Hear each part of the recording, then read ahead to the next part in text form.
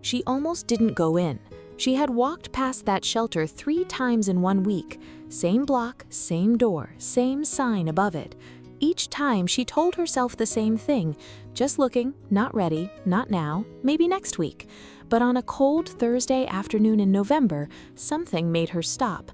Something made her push open that door, and nothing, absolutely nothing could have prepared her for what was waiting inside. Because in Kennel 7, at the very end of the row, sat a small gray cat, eyes permanently closed, completely still, completely alone. A handwritten note taped to the cage door read, "Blind since birth, been here 247 days, returned twice." She stood there for a long time. She didn't know his name yet, she didn't know his story yet, but what she felt in that moment she couldn't explain to anyone, not then, not for a long time after. And what happened on day 3 would change everything she thought she knew about herself. But to understand why, we have to go back to the beginning. Her name was Claire, 34 years old, a graphic designer who worked from home in a 2-bedroom apartment that felt more and more like a place she simply existed in rather than lived in. She had moved to the city 3 years ago after a relationship ended. She had told herself she preferred the quiet. She had told herself she was fine. The empty second bedroom disagreed. The dinner she ate standing at the kitchen counter disagreed. The way she turned the TV on just to hear another voice in the room, that disagreed most of all. She wasn't broken, she wasn't lost, she was just waiting for something she didn't have a name for yet. The shelter visit had been her therapist's idea. "You don't have to adopt anything," Dr. Reyes had said. "Just go, look around, see how it feels." Claire had nodded and said sure the way people do when they have no intention of following through. And yet, there she was, standing in front of Kennel 7, reading that handwritten note for the 3rd time. The shelter worker, a young woman named Jess, appeared beside her. "That's Milo," she said quietly. "He's been here since April." Claire didn't look away from the cage. "Why twice?" she asked. "Why was he returned twice?" Jess was quiet for a moment. "First family said he was too much work. He bumps into things when he's in a new space, knocks things over. They said it made them anxious. And the second family? They said he was too needy, that they cried when they left the room." Claire finally turned to look at her. "He cried because he couldn't see where they went," she said. "It wasn't a question." Jess nodded slowly. "Yeah," she said, "that's exactly it." Claire took him home that same afternoon. She hadn't planned to. She had driven there with her work clothes, with no carrier, no food, no supplies. Jess lent her a cardboard carrier and a small bag of kibble. She drove home with Milo in the passenger seat, one hand on the wheel, the other resting gently on top of the carrier. From inside, she could feel the vibration. He was purring, loudly, steadily, like a small engine that had finally been switched on. "I have no idea what I'm doing," she told him. He purred louder. The first 2 days were, in Jess's words, an adjustment period. Milo moved through the apartment in careful, deliberate arcs. He used his whiskers like a navigation system. He memorized the furniture placement within hours. He found the water bowl, he found the bed, he found the warm patch of afternoon light on the living room floor and settled into it with the deep satisfaction of someone who had been looking for exactly that spot for a long time.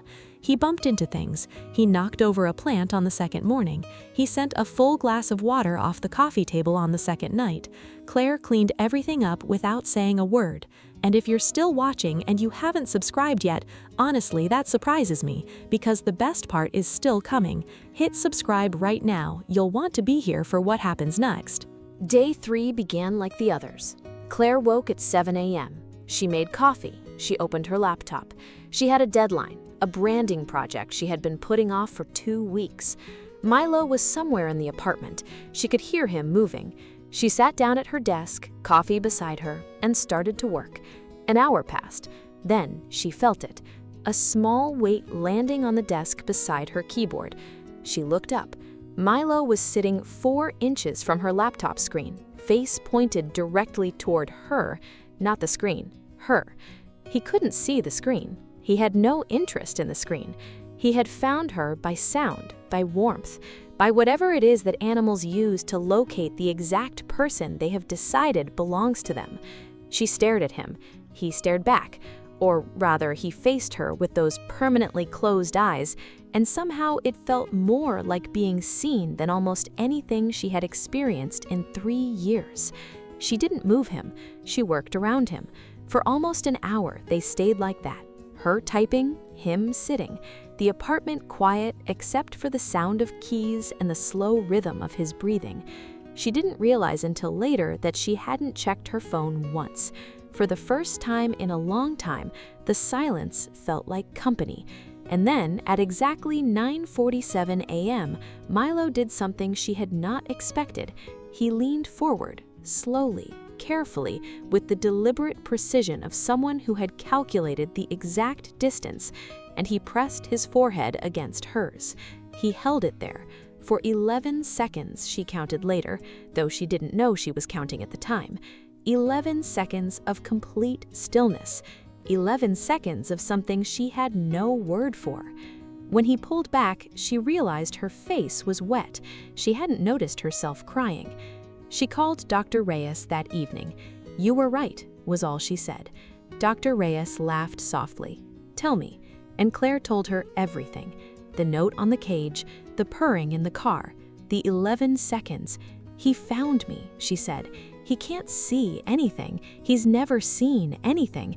And he found me in a room full of furniture and noise and distraction, and he just sat down in front of me like he had always known where I was." She paused. "I've been in this apartment for 3 years, and I don't think anyone has ever found me like that." That was 8 months ago. Today, Milo knows every inch of their home. He knows the exact sound of Claire's laptop opening, which means work time, which means he belongs on the desk. He knows the sound of her keys, which means she left, which means he sits by the door until she returns. He knows the sound of her crying, which happens less now but still happens, and he finds her every single time, pressing that small gray forehead against her hand, her knee, wherever he can reach. He is not a seeing cat who also happens to be blind. He is something else entirely. He is proof that finding someone has nothing to do with eyes. He is proof that presence, real, quiet, unwavering presence, is something you don't need sight to offer. Claire still thinks about those 2 families who returned him. She doesn't judge them. She understands that not every person is ready for what Milo asks of you. He asks you to be found. He asks you to sit still long enough for a blind cat to locate you in the dark. And some people aren't ready for that. She just thinks about what they missed. 247 days, returned twice, and all he needed was someone willing to be found. Some connections aren't built on sight. They're built on something quieter, something older, something that doesn't need light to know exactly where home is. Maybe that's what she had been looking for too. Not someone to see her, someone to find her. Would you have walked past Kennel 7 that day, or would you have stopped? Tell me in the comments.